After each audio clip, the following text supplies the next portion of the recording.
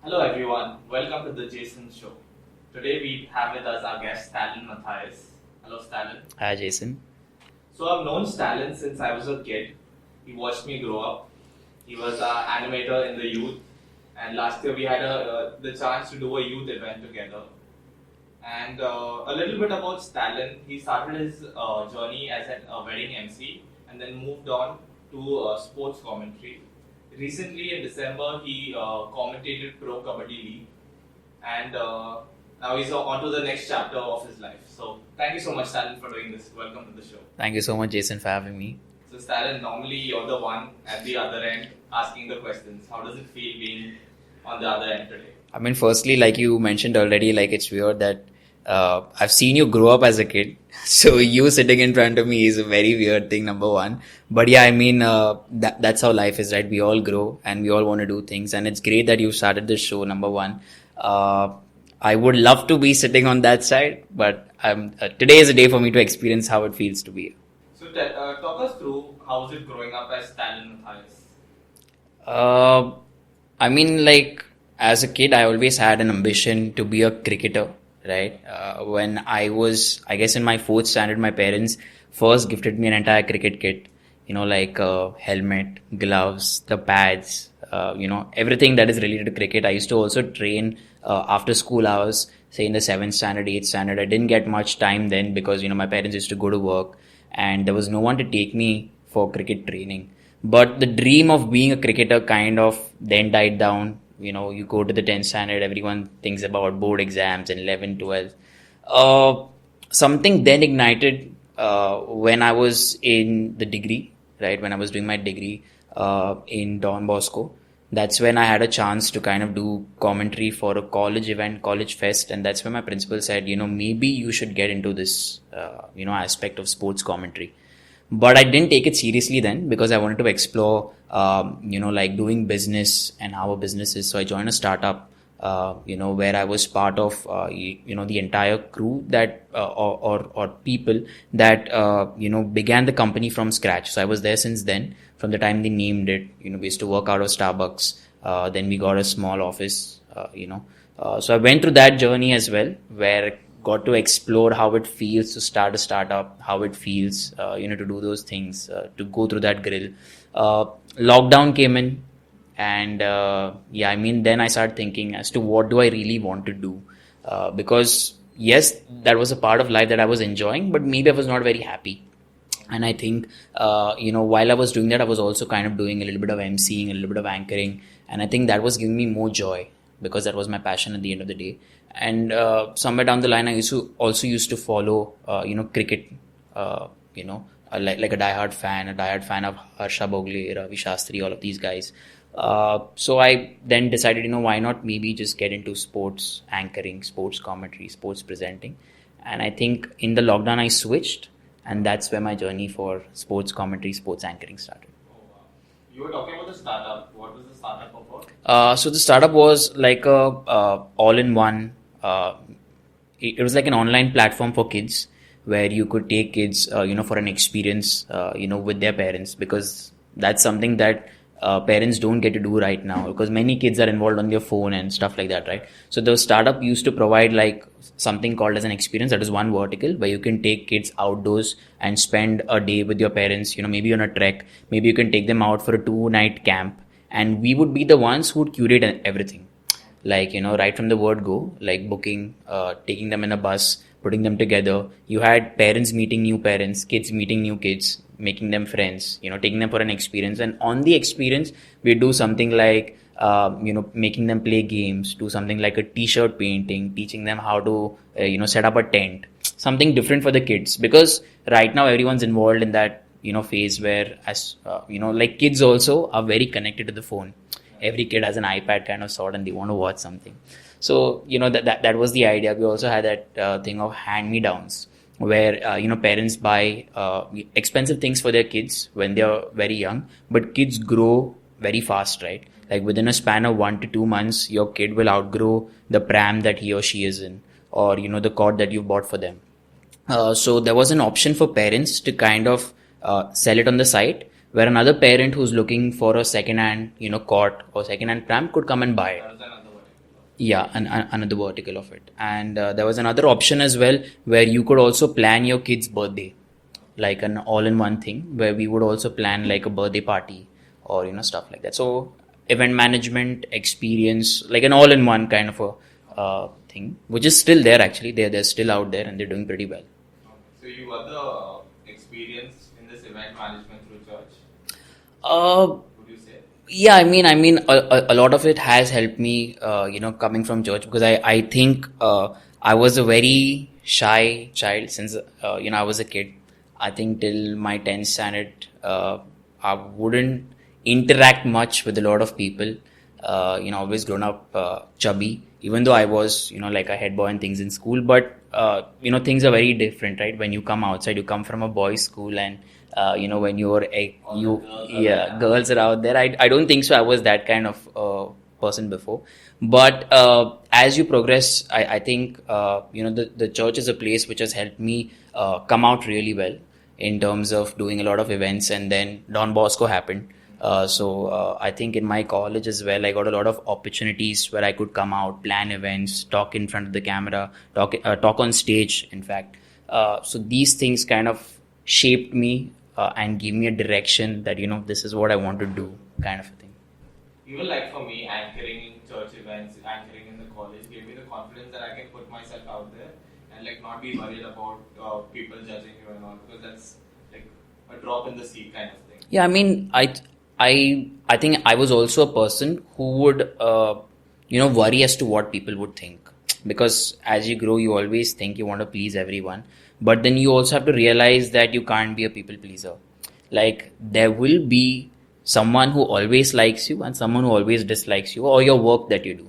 Because everyone has a perspective, right? Some people may feel that that is good. Some people may feel that that is not good, which is fair. I think it happens with everyone, and you just have to, take that maybe as a feedback, grow, work on it, and next time you can come back better.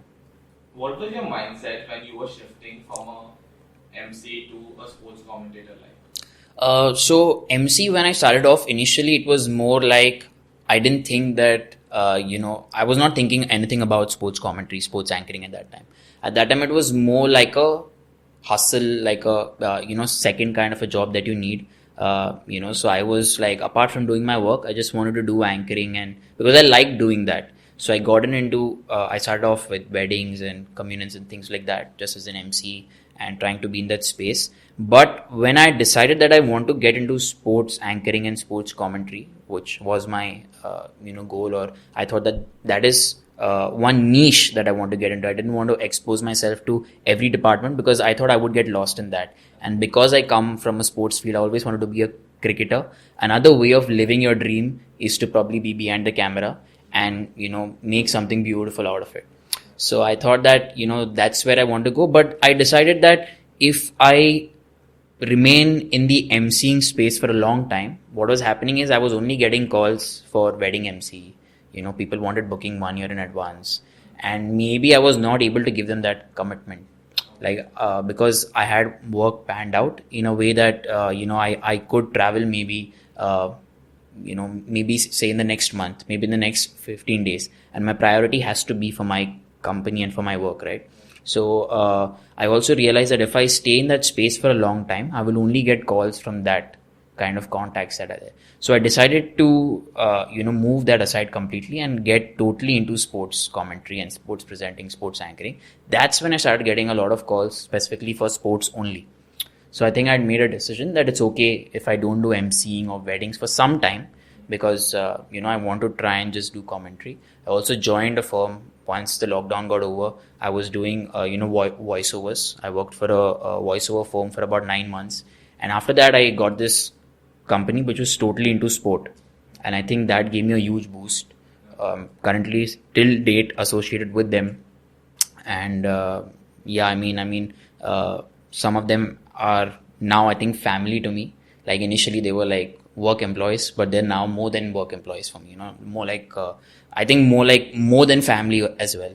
So, I think if you get a good group of people, in your life, it helps you, find that right direction. When you entered this industry, what was your, like, first few events? Like, were you nervous or did you make any mistakes? So, when I started off, initially it was more like, I didn't think anything about sports commentary, sports anchoring at that time. At that time, it was more like, sports commentary, sports presenting, sports anchoring. That's when I started getting a lot of calls, specifically for sports only. So I think I'd made a decision that it's okay if I don't do emceeing or weddings for some time, because, I want to try and just do commentary. I also joined a firm once the lockdown got over. I was doing, voiceovers. I worked for a voiceover firm for about 9 months. And after that, I got this company which was totally into sport. Currently, till date, associated with them. I think you have to make mistakes, right? So obviously, when I entered, like now in the esports world, they'll call you a noob, right? So that's the tonality for it. But yeah, I was a rookie at that time. I only heard the Harsha Bogles of the world, Peter Duries, and that's how you kind of shape yourself. There's no course for anchoring. There's no course for commentary, right? You just see what's out there on the television. You play a lot of PlayStation, and then if you're playing FIFA, obviously you listen to a lot of commentary from FIFA. So I picked up my things from there. When I went in for my first event, I wouldn't say I was the best. I was good, but yeah, I think I was learning, because also the thing is I didn't get to start with my favorite sport. My favorite sport is cricket, but I had to start with volleyball, right? So that is another new sport to me. I didn't know, like, games of volleyball are telecasted somewhere. So that was another new experience. Learning player names, from a different sport, from unknown players. That was a little challenging. So, I mean, yeah, it was a little difficult at the start. But as I went into it, as I, started diving deeper, I realized maybe if I use or get into offbeat sports, that's also somewhere that I can at least fulfill my passion. Yeah, gain experience, fulfill my passion. And I think, as I started doing different sports, I started off with volleyball. I did Indian weightlifting, also did basketball for the longest time. And then Kabaddi happened. So, yeah. What was the switch like from volleyball and basketball to Kabaddi? Again, a very new sport to you. Or was it a new sport? So, before I did Kabaddi, now in December, I had done a South Zone tournament as well, right? So, I think that tournament really helped me, where I had gone for that, and I had done like basketball, volleyball, and Kabaddi in that tournament. And then in December, I got a opportunity to do it for the Pro-Kabaddi League. But it from volleyball to basketball wasn't that difficult. I think once I got the nuances of volleyball, I started enjoying the sport more than just treating it as a sport that I just need to do commentary on. I think I was enjoying the points coming in, the players getting excited. I think when you're in behind the camera, you have to feel that with the players.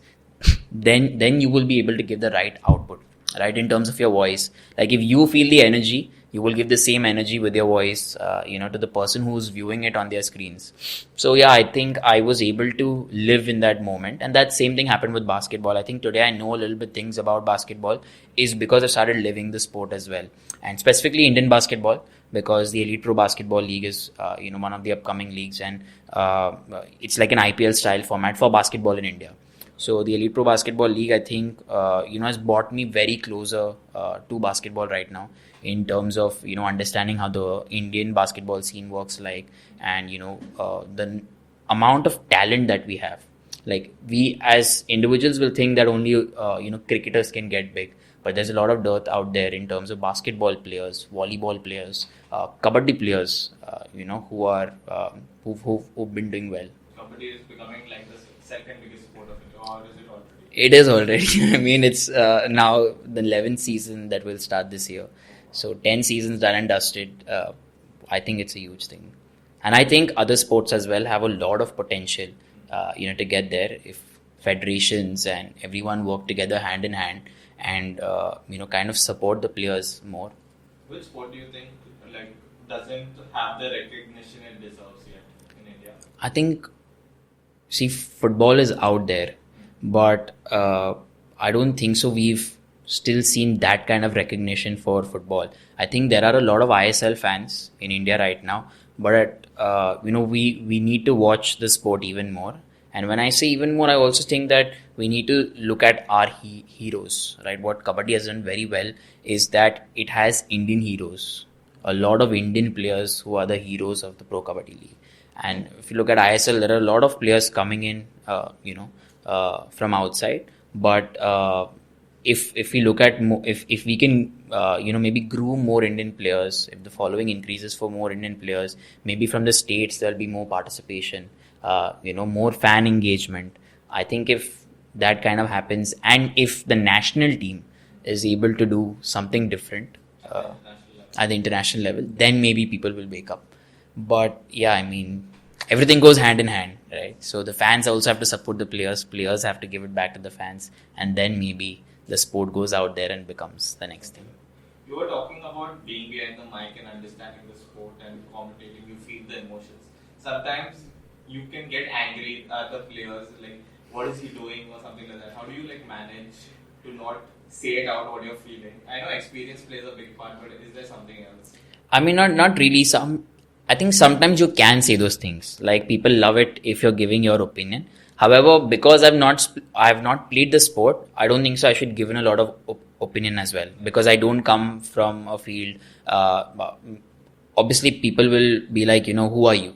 You've not played a sport. How can you give an opinion on it? So I will, maybe not give an opinion, but yeah, maybe you can mention terms wherein, the player could have done that, and, then let the audience know that is a pathway the player could have taken, etc. I normally don't get angry, like when I'm doing commentary or something of that sort. But yeah, I mean, I manage it by myself. Like it's not like a big thing. I'll tell you about me. Like when I was a kid and I used to see someone on screen, I used to like shout at them, "Hey, what you're doing here? I can play better than you," kind of thing. Yeah. So from being a sports player to becoming a sports commentator, how has your perspective changed about the players and the sport itself? I think when you look at it from the outside world, you only think sport is glamour, right? Because specifically because I've grown up watching a lot of cricket, and obviously at that time IPL came in 2008. The Indian cricket team won the first T20 World Cup in 2007. Then Dhoni brought in another World Cup in 2011. Dhoni always been my idol, been following him. So when you look at sport that way, everyone thinks it's only glamour. But now I think of lately things are changing quite a lot. You'll see the other sports that are also picking up, right? You have a league for table tennis, you have a league for badminton, you have a league for kho-kho, you have a league for volleyball in India, you have a league for basketball, you have a league for everything actually. So handball as well, right? Esports as well, which is a huge thing altogether. I think esports is another huge market that has picked up. Initially, when people, as kids, people would ask you, what do you want to become? People would say, I want to become an engineer, I want to become a doctor.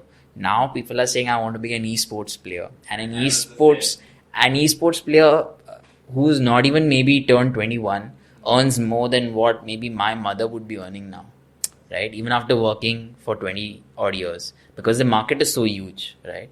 So the player salaries are also so huge. And if you really play well, you make the mark. So I mean, things are changing quite a bit. And I think there's opportunity for a lot of sport out there. Talking about commentating, there's a lot of travel that comes along with commentating. How do you like deal with the travel during the seasons, and also deal with your relationships like family, friends, and also spirituality? See, initially someone had said that when you travel it's kind of boring, stuff like that. But I was someone who always wanted to travel. When I initially started, it was exciting, but over a period of time, I think you will also find it boring, because you've been to that place once. Schedules are very tight. You will not every time get a chance to move around the city, because you go to a place. The very next day, there's a recce that you have to do. Go to the venue, finish all your stuff, look at what you have to do. There's 1 day or 2 days maybe that you have to take to get the sound checks and everything in place. Then from the third day, the league begins. So 3, 4, 5, 6, 7, 8, 9, 10, how many ever days you're there. So every day you wake up in the morning, you just go finish the game, come back, or, evening. So there's not much time that you have. Maybe you have to prep for the game, make your notes. I think over a period of time, you will not enjoy it. Sometimes, if you do get an opportunity, you will enjoy the vibe. And eventually, as you keep growing, I think you will want to come back home, because you want to eat home food. You want to obviously meet your friends. And I think also what happens is that, after a point, your friend circle will also become smaller, because you will not be able to, you will have to sacrifice in a lot of parties, sacrifice in a lot of events maybe, maybe family gatherings, which are very important for you. You will have to sacrifice that as well. So it's not that you can't balance your work life and this. Yes, traveling is very important, and hustle also right now. I'm not saying is very important. You need to give it your time, but at the same time, obviously, there's technology in place. You can always video call at home. Your parents. Like I always video call my mom. Like she will video call me to ask me how was your day, and because I'm the only child, she's very possessive. So irrespective of what I'm doing, she makes sure that she call even though it is late at night, right? So I think managing is a part and parcel of the job. So I won't say it's difficult, but yes, there is time for you to go for the sport, finish off, and come back and still manage your work life, meet your friends. And I think right now, even in the friend circle, everyone's doing something, so everyone's pretty busy, right? And maybe sometime when there's a festival or someone's birthday, we always speak to each other over the phone or come and catch up at one point. So that thing happens, and maybe your friends who understand that you don't have time will stick around with you, because they understand that everyone's going through the same process at the end of the day. And when it comes to spirituality, I think spirituality is very important. Like I come from a place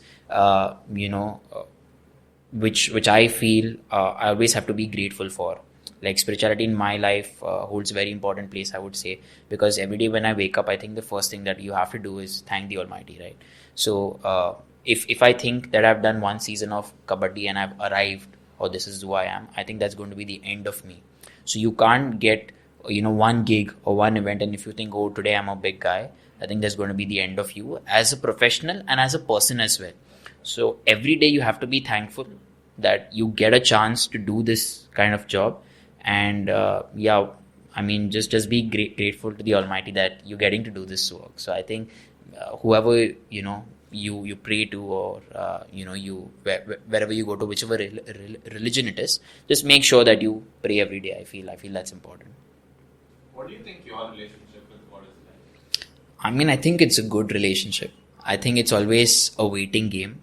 You have to be patient for a lot of things. You can't always ask like a lot of people would say. You go and pray and only ask, give me this, give me that. I think it has to be a relationship where you appreciate and thank God for what you already have. I think it's very important to appreciate the very breath of fresh air that we take every day. That so you thank God for what you've got right now with you, and just ask as to give you the strength to be patient for what's going to come on your way. Maybe good, maybe bad, but whatever's going to come, just give you the strength to be patient for that moment which is going to click for you. So I think my relationship with God is like that, where I think I've been only thankful and can be only thankful for the amount of things that I get to work on, for the friends that I have, and only wait for whatever's going to come my way. That's great. You were talking about missing out on family events and missing out on parties and all. What are personal sacrifices do you think you have made to reach where you are today?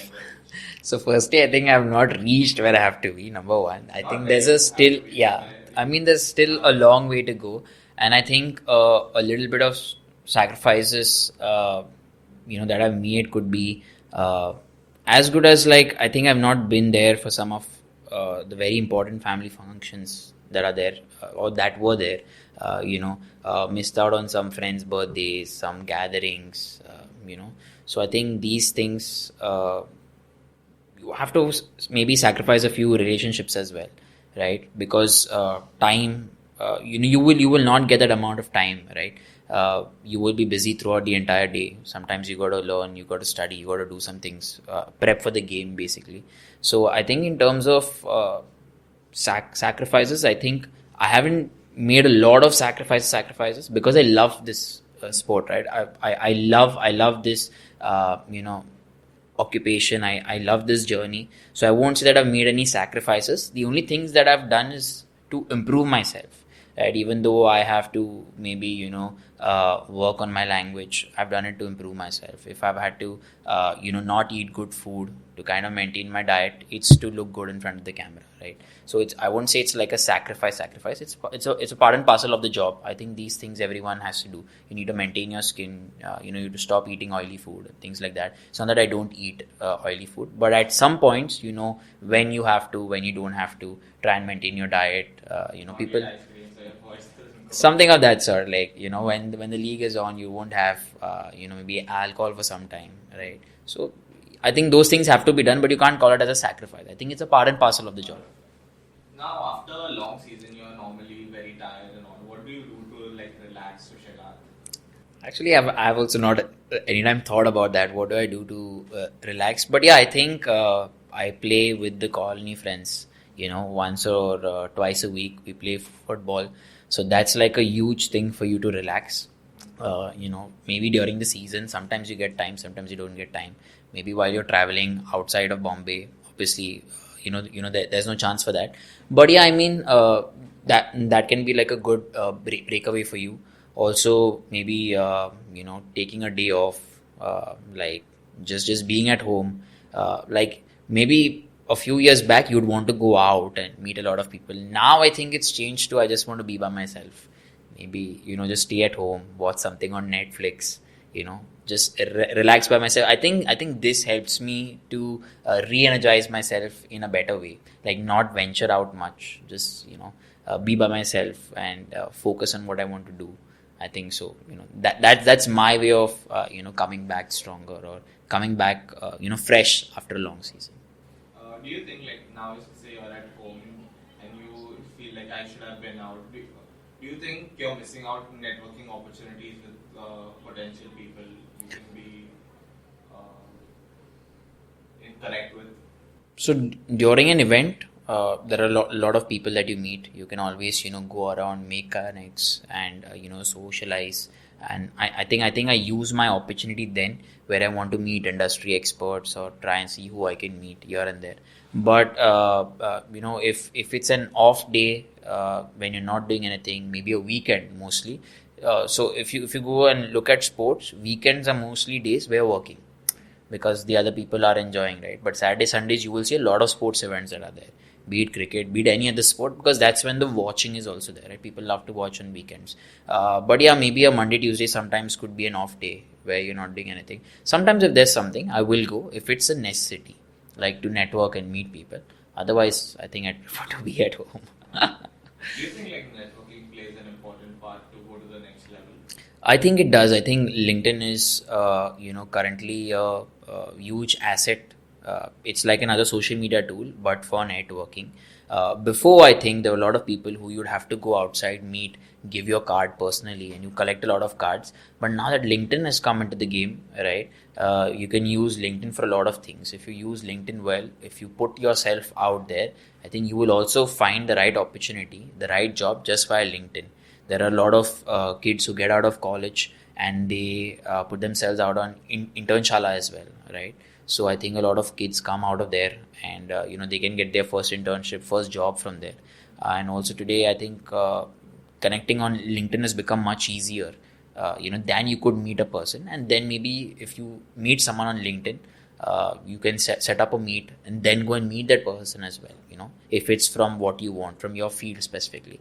So I think the game has changed now. It's not only going and meeting people in person just to connect. I think you can meet them on LinkedIn somewhere. Nowadays, I think Instagram is more of a LinkedIn. People are meeting more on Instagram, even for professional relationships. Depends. Like if you're an influencer, anchors and things like that, people get in touch with you anywhere. Like obviously a lot of influencers now, will be connected on Instagram itself because that is the go-to. And a lot of agencies are also managing a lot of influencers, so everything is happening on Instagram. When you go to a very corporate life, I think LinkedIn will come into place there, where you're looking at marketing opportunities and things like that. I think a lot of stuff is out there on LinkedIn. There is a lot of thing for the creative guys as well, like who come in from an ad agency and stuff like that. But ad agencies also function really well on Instagram. So works both ways.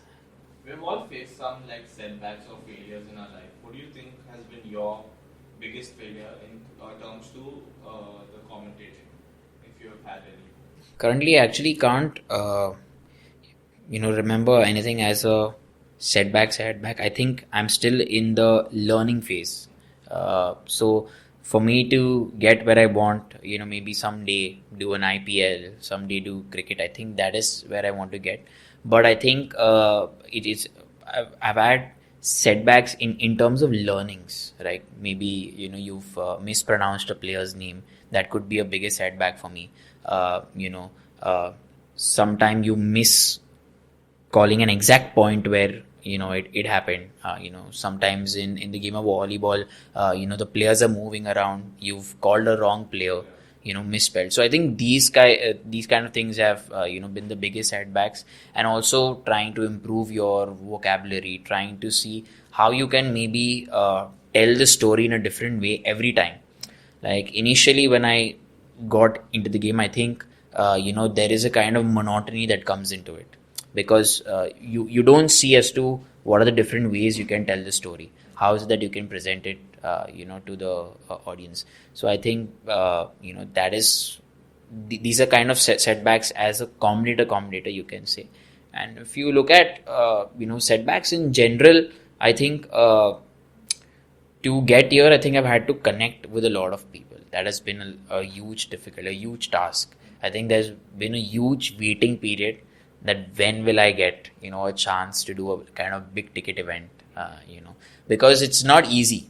Like, not only as competition is high, and not only as a commentator anchor, but I think in any sport, today you will be there, but tomorrow there's always someone good who's going to come, who's better to replace you, right? So you can't just be adamant and say, oh, I'm great or I'm good, and I can only be the one and you should take me, because there's always someone who can come and replace you, right? So there are a lot of the competition is too much. Opportunities are also there. Like I said, you just have to be grateful, put your head down, be humble, and keep working. And I think then you will be able to find the right spot and overcome those challenges, those difficulties that you face. Do you think mentorship also plays an important role in going to the next level? I think it does, in terms of you when you go to a gym. Initially, you always have a personal trainer who will tell you, at least in the first 1 or 2 months, how to pick up weights, right? Because if you don't do that, you will face an injury for sure, right? If you go in and, pick up just the dumbbells or pick up on any machine, there is a 90% chance that you will get an injury, maybe your back or your hand. But if you have the right personal trainer, or at least someone to guide you initially, I think, at least you get something like a segue where you can, what I have to do, or how is it that I need to pick the weights, right? I think that goes in life as well, in any field. Maybe not only a mentor, maybe also if you get someone like a guide who you can ask and speak to and see, is this, how the industry is this what I'm doing, what's right, or is this what I'm doing, it's wrong? Because mentor is very difficult, right? Unless you're a sports player, you can have a coach who's always going to be with you. But mentoring in today's time, we are in a very fast-paced world, and mentoring can become difficult. But there's always guide who you can get back, and So I also have a few people who initially I looked up to, who've always been helpful to me, are still helpful to me, and I always look up to them. Always ask them, what is it that you think about the work that I'm doing? Always send them some videos, ask for feedback, just as a way to gain some feedback and try and better myself. So I think when it comes to mentorship, I think it's important, and maybe people should try and look for. So you think guiding is, in this fast-paced world, people are more willing to guide than mentor a person? Yeah, I think because then mentorship comes at a cost now, and then if you're very early in your professional life, you've just come out of college, how do you fund this mentorship? Right? Because at the end of the day, everyone's doing something for money, right? You will be working today because you have to feed your family, you have some other needs, right? So money will be a part of life. There are proper mentors, coaches who it's like a profession for them, right? So they will also and they will charge you for it, which is fair. I think if you look at it that way and you think you can invest, then you can go that way. But if you think you just need a guide, not a mentor, then you can look at it from that direction as well. Okay, this next question is a little bit controversial. With AI on the rise and which can detect emotions, do you think in the next, say, 10 to 20 years that commentators will be replaced by AI commentators? Maybe not. I don't want to probably think about it, because see, AI also has its plus and minuses as well, right? Like if you watch a few news channels today, they also have an AI anchor who's on the news platform and who's giving out news updates. But the way the AI anchor will do it, you will feel that it is computerized, right? It's not natural. That kind of feeling you can, see and tell. So the kind of natural feel that a person will bring, or a human touch, or a human voice, a human expression can bring, that will always probably be lacked by AI. I feel, at least for the next 20 years. And maybe after that, if something comes, by then I will finish my face. So I don't know. That was the future, but now coming back to a present problem, what do you think? What challenges do sports creators face? Sports creators in the sense like Who make reels on Instagram and talking about the sport, about whichever niche they are in. Say on Kabaddi they make something, on IPL they make something. Like you started making videos on IPL, something like that. What are the challenges that you all face? I think it is so if you have the time, like a challenge that I faced, right, is maybe the editing part of it, which I was not like I know editing, but not really good editing, right? So you need to edit your videos well. You need to have the right equipment, right camera. You can obviously start with your iPhone as well. That's what I did. I used to just record stuff with my iPhone. But I think for creators who are starting out right now, for people who are starting out, I think the basic thing is to the basic challenge is to see how you can stay different from the rest, because everyone's doing everything. If you are following football, there's someone for football already. Doing cricket, there's someone for cricket. If you like funny content, there are a lot of people doing funny content, right? So I mean, it's important for someone as a sports creator to find their niche, maybe, because even I'm in that process of finding my niche. I wouldn't post regularly before. I just think that now is the right time for me to put myself out there. So I've started making some content. I'm still figuring out how to stick in the game, because you need to post every day, you need to have a plan in mind. So yes, I did something for the World Cup, I tried something for the IPL as well. I still tried something for the Olympics. Here and there I keep kind of posting, but I've not been very consistent, right? So I still have to plan myself out and see as to what is my niche, what is it that I like, and what is it that I want to tell my audience. I think if every creator is getting these questions answered by themselves, I think it's going to be fine. These are the basic challenges they may face. I'm so glad you said you're still finding your niche, because I'm like, oh, he's finally found his niche. He's now a sports commentator. Because even though you're 10 years ahead of me, I still feel like, okay, I have to be on your level now. I just feel like that. It's not envy or anything, but it's just that competition, the man-to-man competition. So like I said, right, if you feel that you've arrived or accomplished like something, I think that is going to be the end of you. It's like a Zomato or an Ola app, right? They keep bringing out new updates, new features. And as a human being, we also have to keep bringing out new updates to ourselves, like learn something new or try and bring out something new in the work that we're doing. I think that's going to help us, get better. Because I'm still figuring out my niche over here. I'm like, even in podcasting or even in career-wise, like I know this podcast is not going to be my end goal. This is like a stepping stone to take me to the next level. So I feel, starting this has been tough, but I hope to continue it and find my niche in it.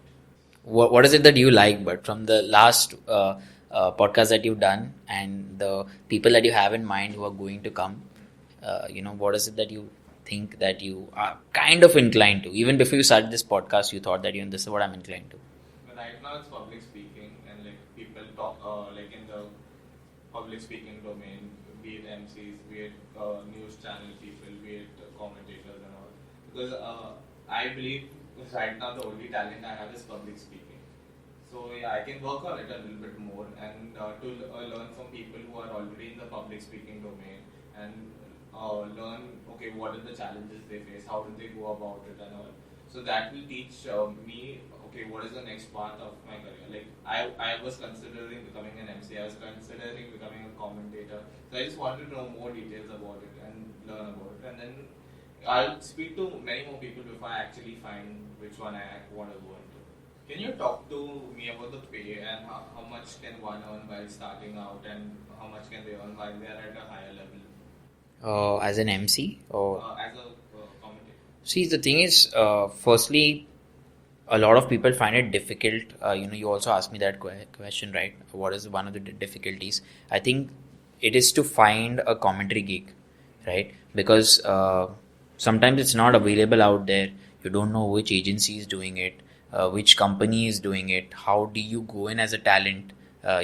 So a lot of the pool of talents that are there right now, commentators, they're searching as to where is it that we can get that right gig, right? And also, if you get that right gig, the pay is as low as start off with. Initially, a few years back, they could pay you maybe 1,500 per game, right? Sometimes right now, still some of them pay you maybe about 2.5k a day, but also because it's like a good 30 days, whatever. So that way, but as you progress, then you can start charging maybe 10k a day, 20k a day, goes up to 25k a day professionally, and some of them who are doing really well, like some ex-cricketers, if they become like maybe somewhere in the range of 3 to 6 lakhs a day is what you can get as obviously you are an expert then, but yeah, also when you become that kind of an anchor, then it's that's the kind of remuneration you get. That's even in commentary, I feel that's the kind of remuneration that is there. Maybe not 1 lakh a day, but at least in the range of 25k to 50k a day. So once you're good enough, do you think like you can earn a decent income solely from this, not as a? I think that is the goal, to earn a decent income solely from this and make this your bread and butter. But once you make it your bread and butter, it also gives you an opportunity to maybe then start something of your own. Like I want to do something of my own as well, where I'm probably then not working for someone. I have the time to call the shots myself and do what I feel I want to do, right? So that will give you probably an added advantage to build yourself and accumulate the wealth. You want to start something for yourself. So I think obviously as an anchor commentator, you will do it till a certain age, and when you reach a certain age, there's always again a fresh breed that will come in. Young talents are coming in every year, right? So the competition, like you mentioned, is always going to be there. So you can't say that you can continue to be in this field and look at it as a bread and butter right away. It will take you some time till you become the commentator or the anchor, where people will say we only want a Peter Duty, right, to come and do that game, because there's no one else who can do that game, right? Stalin Mathias. Yeah, I mean that if it happens, so you reach that place someday, then obviously things will look different. But I mean, until then, it's always going to be a hustle, always going to be negotiations involved with how much you can earn, how much you can't earn. And it's not something where I would say you can't look at it as a full-time gig, because it's also seasonal, right? Initially you can't look at it as a full-time gig, because if you're looking at feeding your family, if you want a stipulated income home, like a proper salary home, you may not be able to look at it as a full-time opportunity, because what do you do between July to August, September, when it's raining outside? Cricket events don't happen that time, so I can't go in as a cricket commentator, can't go as an anchor. There will be some indoor sports that are happening, offbeat sports, but they may not pay you that much, right? So again, off season, what do you do? Do you go back to doing like corporate events, corporate weddings, or like a show where you do like a corporate show, and you can do like an opening for a car company, a new car is launched in the market, you go and be an anchor there, or you go and be an anchor for a beauty brand who's launching their product. So these are the other options also out there. But like I said again, it's a very volatile market. It keeps moving, and once you're in there, you know that these are the same people who are in there as well. So it will take some time. If you ask me the remuneration bit, I think it changes with the number of years that you work, with the number of experience that you have, and it can vary depending on the kind of opportunities also that you get. What do you think is like the most rewarding thing about this career, other than the money? Like you get to live your passion. Like as a kid, maybe you always wondered you will do a 9 to 5 job, wake up in the morning, you'll go to, an office, sit with a lot of employees, sit on the computer, work, and come back. I think initially as a kid, because, you've seen your parents do that, you also feel that that is how the work, is.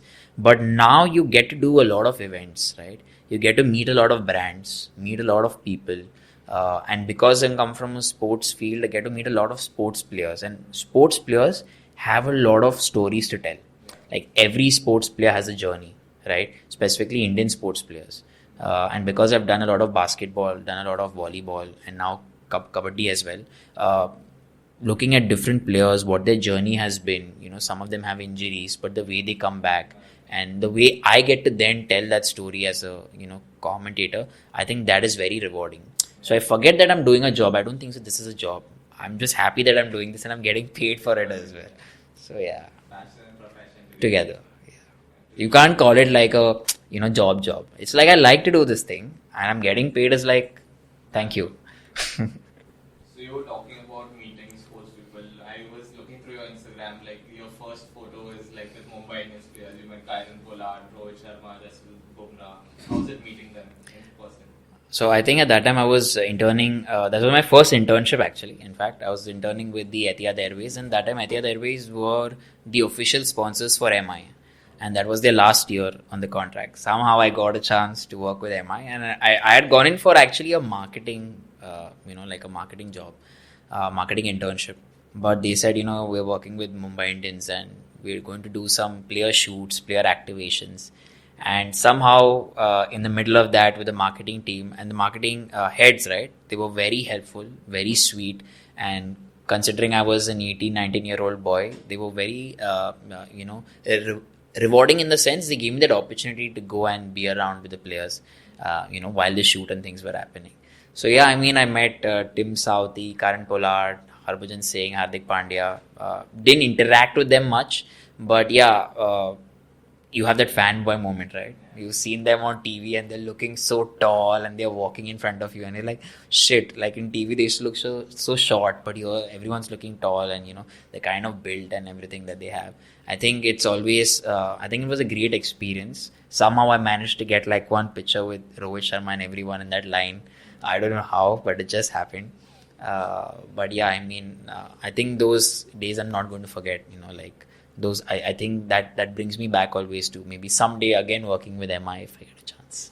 So you were talking about MI now.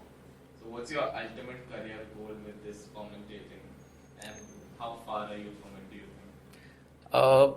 I think there is no goal as such. I think I want to continue to do this as much as possible, in a year, be involved in as many leagues as I can, maybe as a commentator, maybe as an anchor. I also think I want to do, like you're doing right now, a podcast where I'm able to tell a lot of stories, right? So yeah, that is the goal, but you still want to do maybe some cricket event, right? A big ticket cricket event. I've done, cricket in the past. I've met Riyan Parag and things like that. But to do an IPL, to do an international cricket league, it's a different experience altogether. Because you've seen Gaurav Kapoor there, he's one of the idols that I've had. The way he speaks, Harsha Bogle, for example. So as someone who's wanted to be a cricketer, seen these guys in the business, now you have the Jatin Saprus, Mahinti Langers, exceptional job, right?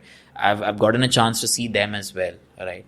And so maybe yeah, someday just get a chance to witness what it feels like, that emotion that is there to be on the ground, and present in front of everyone. Or obviously cricket commentary becomes difficult because ex-cricketers normally get a chance more, and obviously that's how it has been, but I think Jatin Sapru and Harsha Bogle have been like a prime example of how maybe a non-cricketer who's not played cricket can also break the barrier. So it's like they've set examples for everyone that even if you're very good at your art, right, you can still make it there. So, nowadays it doesn't matter. So even if you've not played cricket, but you're doing your job really well, I think you can still be a cricket commentator as well, not only a cricket anchor.